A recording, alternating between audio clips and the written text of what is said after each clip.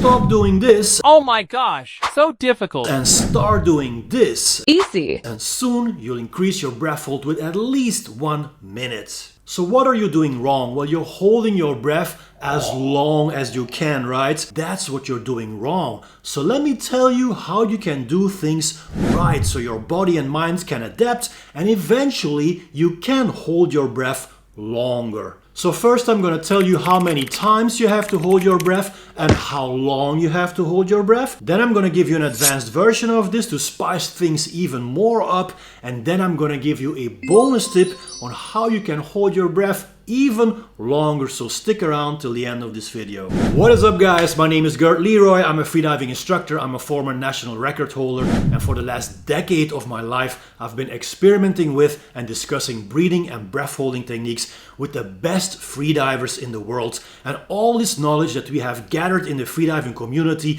on how to hold our breath longer, I'm gonna share a little bit of that with you today. So how are we gonna do this? You can do this on dry land or in the water. I prefer doing this in the water for the simple reason that when you dip your face in water, and especially cold water, something like the MDR, the mammalian diving reflex, gets triggered, and one of the physiological adaptations of the MDR is bradycardia, lowering of the heart rate. So if your heart beats slower, you are using less oxygen, and if you use less oxygen you can hold your breath longer. So you might want to try this in the water, and if you do so, never dive alone, always dive with a skilled buddy who is able to rescue you, get you out of the water in case something would go wrong. So this is what we're gonna do. During 1 week, every single day, you're gonna hold your breath 5 times until the first contraction.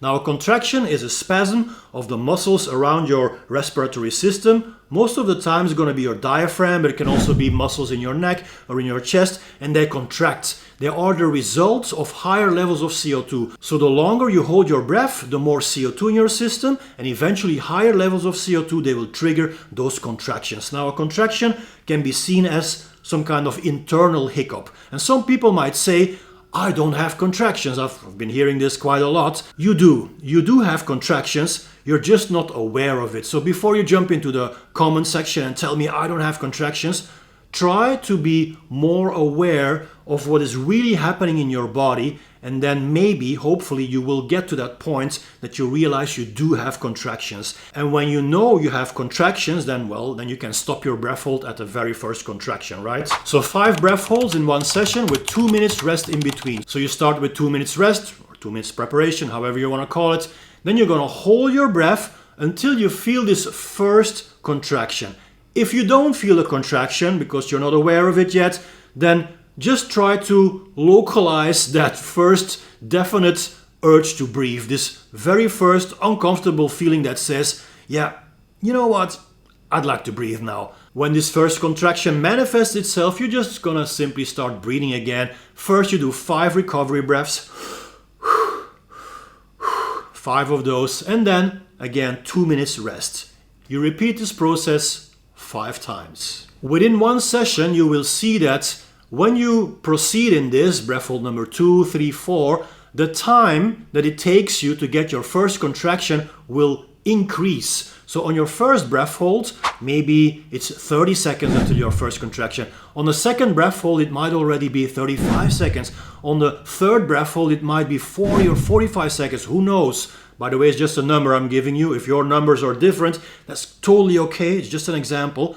The deeper you go into this series of 5 breath holds, the longer it will take you to get your first contraction. So if you can extend that first contraction, this first definite urge to breathe, that's what we want, right? To hold our breath longer. Now, talking about time, I don't want you to time this. So the goal of this week is to be totally in the zone and feeling and not thinking about time. Because if you think about time, then your mind will be everywhere, you will get anxious. So the whole idea of this week is to hold your breath 5 times a day without looking at the clock, without having a timer. Now, of course, you want to know if this works, right? Does this work?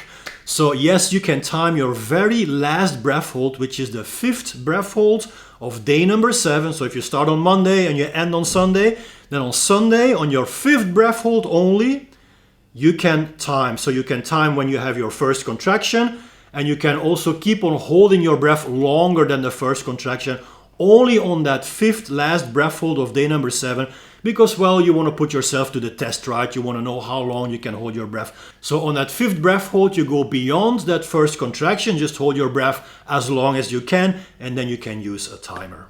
Okay, let's spice this up a little bit. So when resting in between the 2 minutes rest or preparation in between breath holds, I'm having my mask on, as you can see. So the nose is covered, so I'm breathing through my mouth.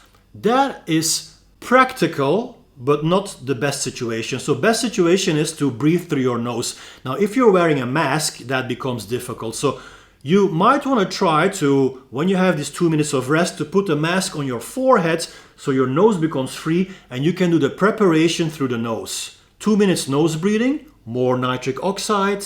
And then when you're about to take your final breath, you put your mask on your face again and breathe in, big breath through the mouth.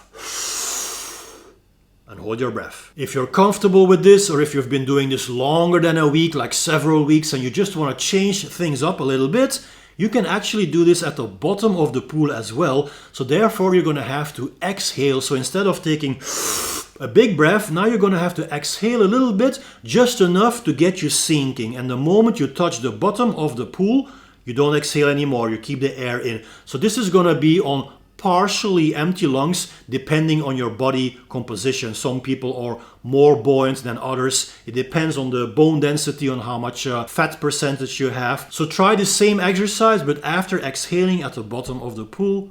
Peace in every breath.